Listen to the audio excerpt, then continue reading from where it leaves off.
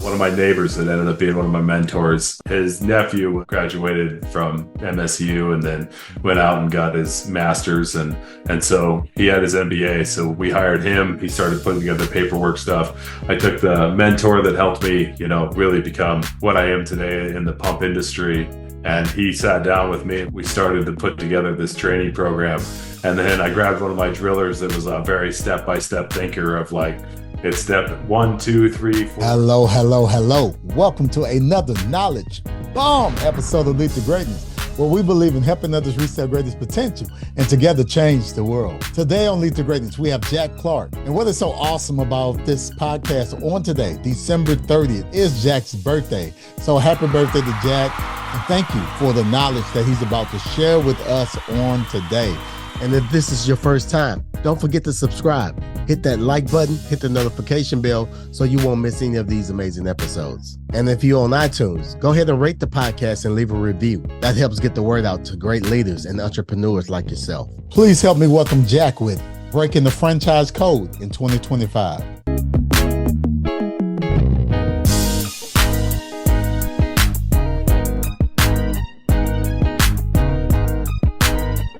Cedric Francis, and you're listening to Lead to Greatness.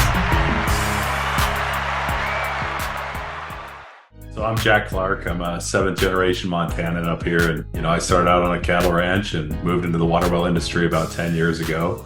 Our family place just became too small and kind of got pushed out of the egg community and into the water well. And it's been good for me. Those lessons that you learn as an egg kid, I've kind of applied them in the water well industry in terms of, you wake up early, you do your chores, you do your stuff, you do every step. And that's a very similar model to the water well industry, that it's very step by step. You do the same thing every day, but it's different and exciting at the same time. So I bought my first drill rig, which was Western Water Wells, at 19. Wow. I was literally night cabin in college and, saved up enough money and sold my ranch horse and put a down payment on my first $50,000 drill rig. And I mean, that thing was dangerous. It was mechanically totally unfit.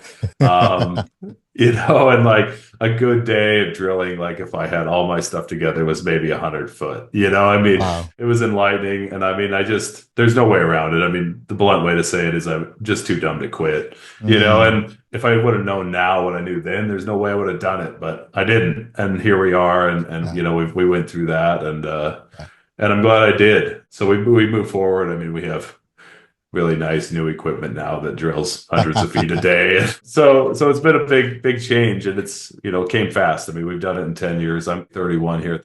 So it's been a quick shift, and a lot of growth. And, for those first couple of years, I was doubling every year. I was doing 100% growth for my first 5 years, and now we're kind of back to that with the franchise model. So it's been fun, What do you know now? If you would have known it then, you would have did it different. What is that thing? All about finding the right mentors. Gotcha. That's really what it comes down to. You kind of flop like a dead fish there for your first couple of years until you find that first guy that takes you underneath your wings and instills in you those lessons that he learned over his career.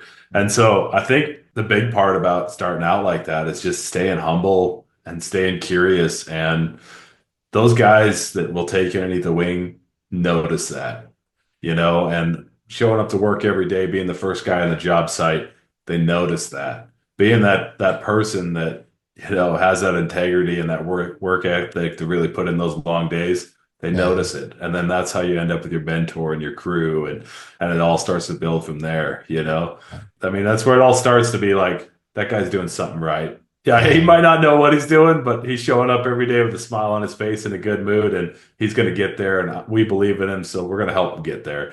And that's really kind of the story of my success, is those guys have really just said, man, you got some kind of weird spunk, Jack, and we're on your team. And it's been pretty amazing to kind of have those guys come along. 180 Water. How did you begin this journey and why? As I grew, it was hard because we only service so many customers. And there was always that customer that was too far out and, we really shouldn't do their job. And I was always servicing them. Like I was driving like 4 hours to go help some little old lady change a pressure switch because Yeah. I mean, it comes down to it. I mean, I just couldn't tell people no. And it's Yeah. like, well, I can't do this forever and be a great dad and a great husband.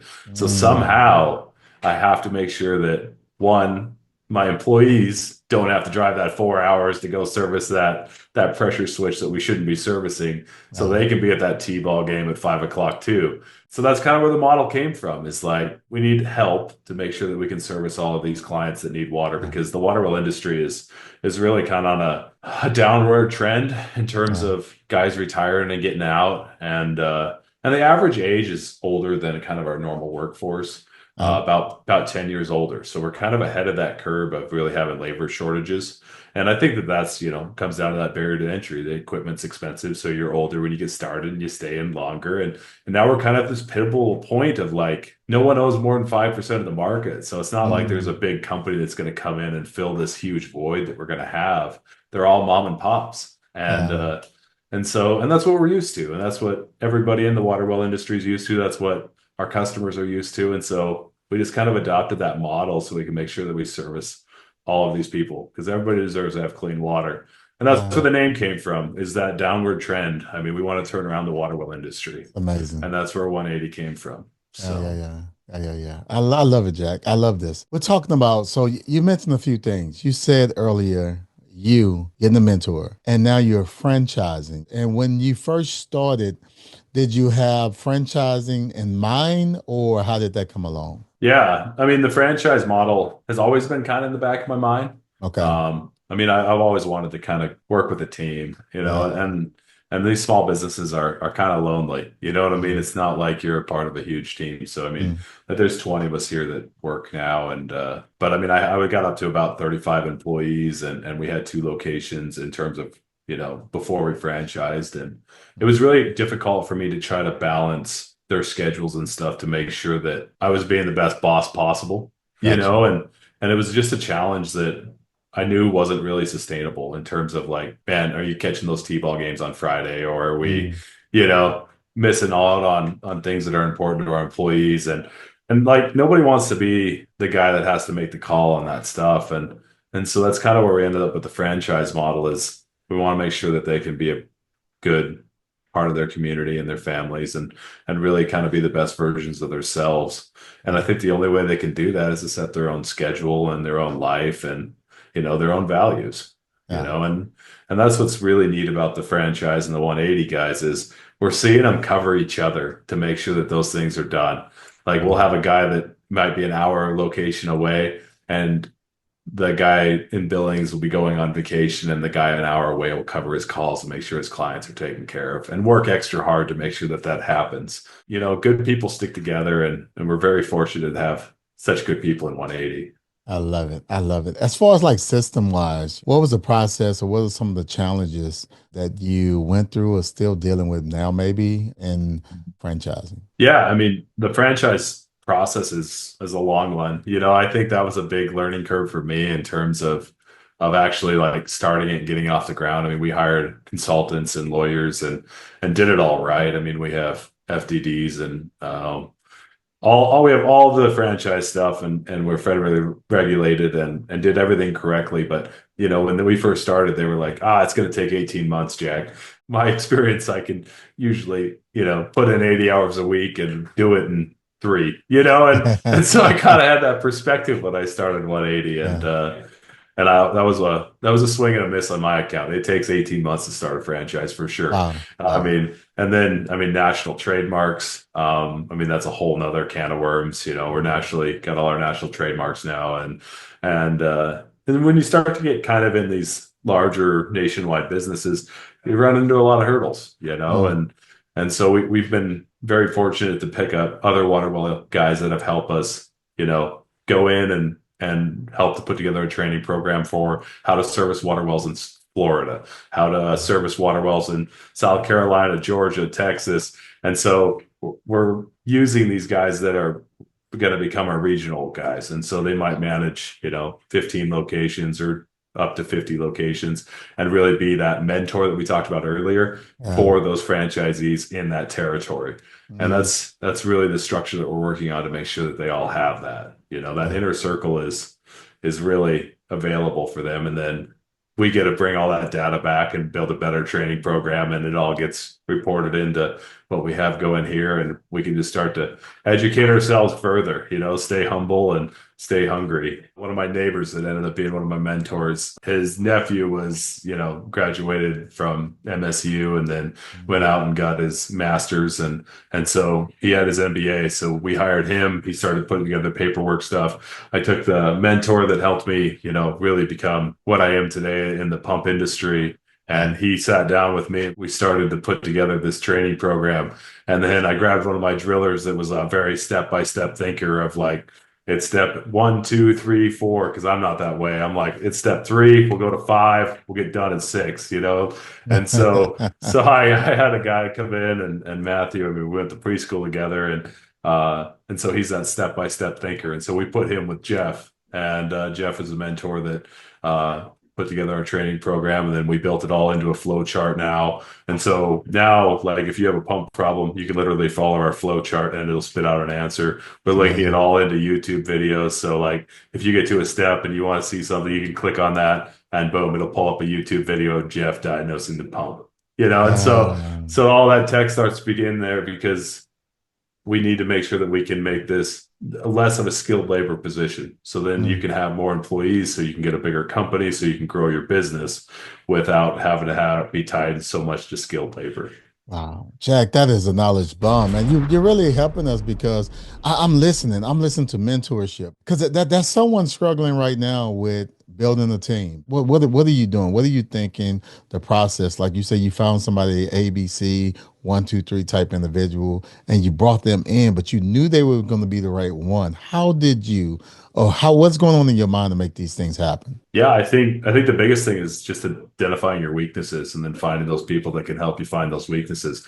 And so being a dyslexic guy, like it makes it really straightforward to find your weaknesses, by Uh, spelling, not going to uh, be it. Reading out uh, loud, not going to be it. And thinking about the whole picture, I can do that. But uh, in terms of those detail things, I think that dyslexia really helped me in terms of being able to like, yeah, I got weaknesses. They're right here. Yeah, ask me uh. to read this book out loud. You'll see it, and so I think it gives you that humbleness, or it gave me that Yeah. humbleness to be like, yeah, I'm not very good at the tech side of things, Yeah. and we have a bunch of tech that's worked into this. I mean, we have price books, we have vehicle trackers. I mean, we can send text messages to financing. Everything's built into an app, and so there's a lot to it, and I probably understand half of it, but that's just part of it, and those just surround yourself with people that have good morals like yourself, and be strong in who you are, and it'll all work out. Yeah. That's good. That's good. You are aiming to grow to, I seen 1,000 nationwide. Yep. Let's talk about that process of how you're thinking of making this thing happen. What are some of the things, some of the strategies that you're implementing right now to kind of lay this whole foundation out to be able to spread this? Because I mean, you mentioned Texas, and that may be someone in Texas. I don't know. You may know them now. You may not know anyone from Texas. I mean, how are you making these things work? Because still, you have to put the right person in those positions. So Mhm.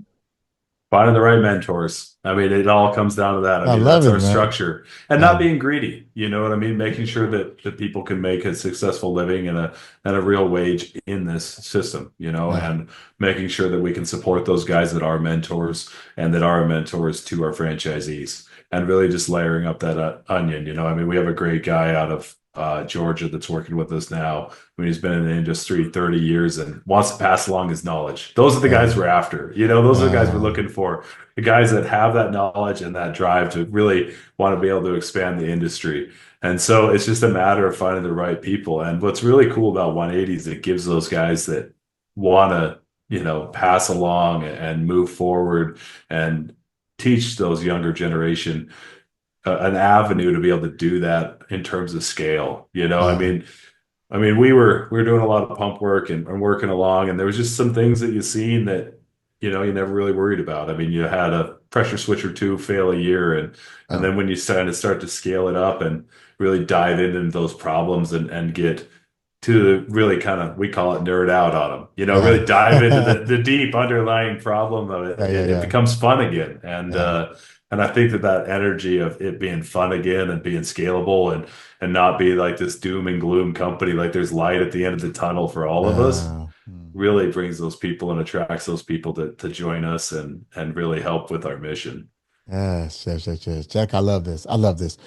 So that's someone listening right now. It's like, man, you know what, man, I love Jack. I love what he's doing, and man, I want to be a part of this. I want to become, or I'm thinking about becoming, part of his franchise, being a franchisee.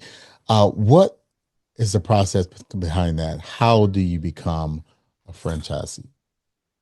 Yeah, so we have basically on our website, there's a form that you can fill out at 180waterfranchising.com. Okay. You go there, you fill out the form, you're going to get a call from us within 24 hours. And then we'll start the process. Our total startup cost on average is about $250,000. Mm. That's with our franchise fee, our truck, fully tooled, inventoried, training, everything out the door, Wow. and yeah, so I mean, it's a very sustainable deal, and it's Yeah. nice that I mean, $250,000 is not a small amount of money, but it's enough of it's sustainable. Like you can get there, but Yeah. it also is a little bit of a barrier to entry, which makes it profitable. Yeah. So I mean, it's not. We have brand new equipment, we have nice equipment. It's a step above typical water well guys. So. Yeah. So who is this? Who is this franchise for? What type of individuals? You know, we do a lot with ex-military to police force, and then some of our guys are just I have a 22-year-old guy that graduated from business school. One guy was working in a mine in Montana. He's one of our top guys, and then one guy retired from the oil field and is like Yeah. 55, 60 years old and decided he wanted to do water well pumps. Yeah. And so it's kind of in all kinds at this point, I would say. I Yeah. mean, obviously there's a lot to it in terms of like, do you like to work outside? Do you like to work with your hands? Are you comfortable driving a 20,000 pound truck down the highway? Mm. Are you comfortable with some electrical work? If we Yeah. train you properly, of course, but Yeah.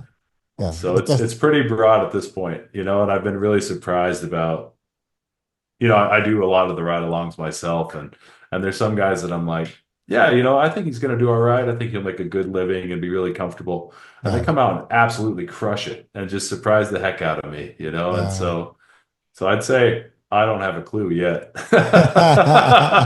We'll get there, but Right. During this process, what can they expect, or what type yeah. of things may eliminate them from Yeah, the so process?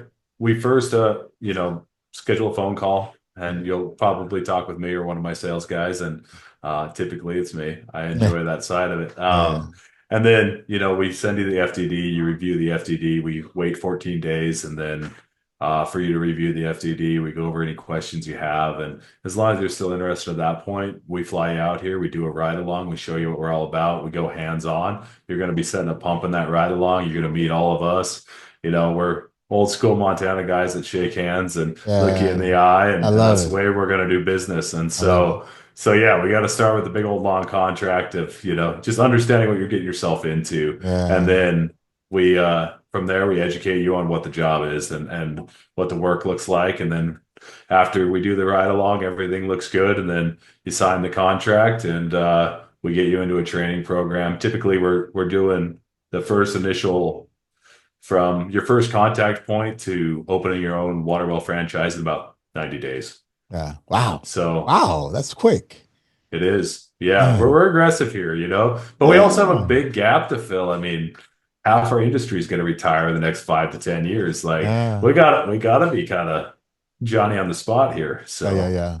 Yeah. don't have a lot of time to waste.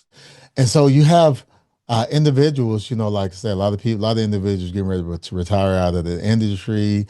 Baby boomers are definitely coming out of this industry, so it's opening up. So, what are you doing? I guess from a maybe a marketing standpoint, what are you doing to try to grab or even grab interest in some of the individuals right out of college, or maybe individuals that say, you know what, college is not for me. What are you guys doing right now to pull that to when that gap of all of individuals retiring from this? What are you doing to get those jacks in the industry?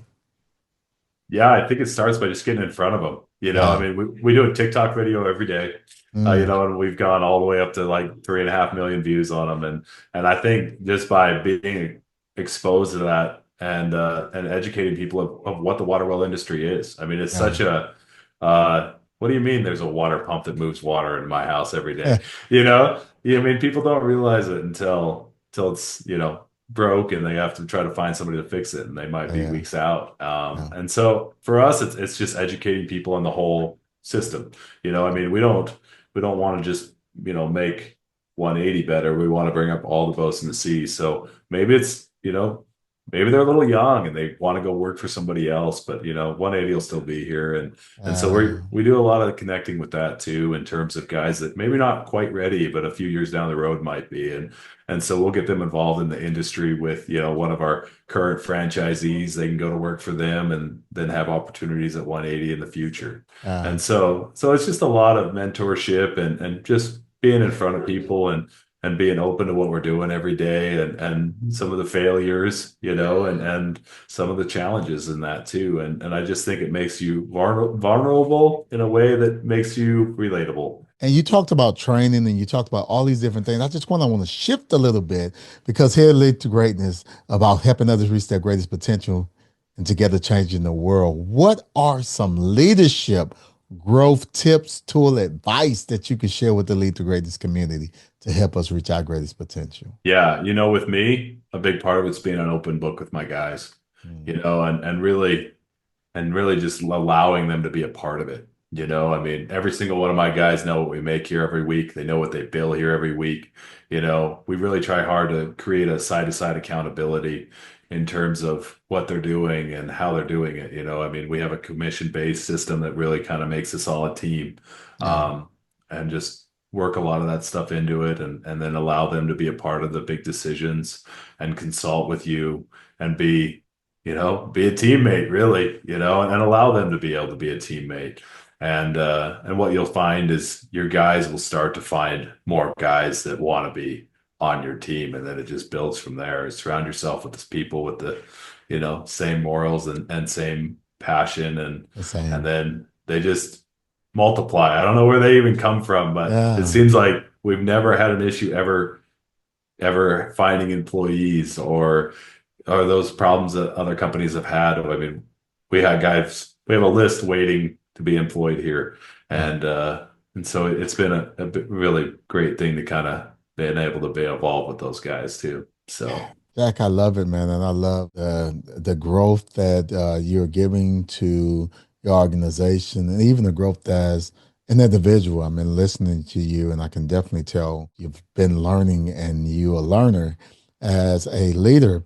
And I kind of want to ask this last final question because I know you mentioned mentorship, but is like, how are you developing? I mean, every day, I mean, you're learning as the business grow, you're learning, you're growing, all these different things. So is it strictly mentorship, books, podcasts, YouTube? I mean, what are you doing? What are you doing that we need to do? yeah, I mean, I think if you're listening to this podcast, you're on the right track, Mm, and I think by trying to take all those lessons and read and then taking as much knowledge as you possibly can, and then, once again, listen to those guys that have done it, mm, and those guys that want to be, you might want to be where they're at someday, and pay yeah, attention, and yeah. I think you'll be surprised about how much they have to offer. So Mm.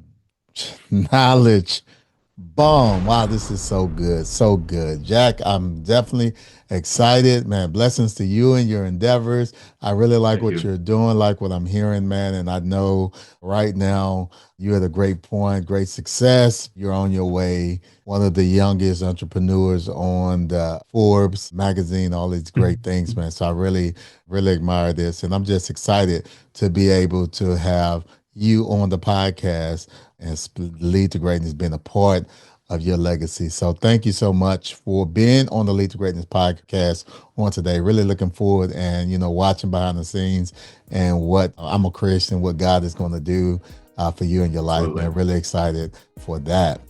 If someone wants to connect with you and what you're doing, where should they go? Our website's probably the best bet. Our phone numbers are there. Yeah. My cell phone number is probably there. Yeah. So, it's The phone number. 180waterfranchising.com. We're just old school guys. And even if you're just out there struggling and you just want a mentor, hit us up. Even if you're not even into the water well industry, you have questions about other things. A lot of what we do here relates to a lot of business stuff. And we've been fortunate to learn as much as we have, and hopefully we can continue to pass that along. Jack, is there anything, a question that once we stop this recording, you say, man, I wish Cedric would have asked this question. I wish Cedric would have did this. Oh man, I wish I would have had an opportunity to share this. If that's in your heart right now, what is it? Let us hear it.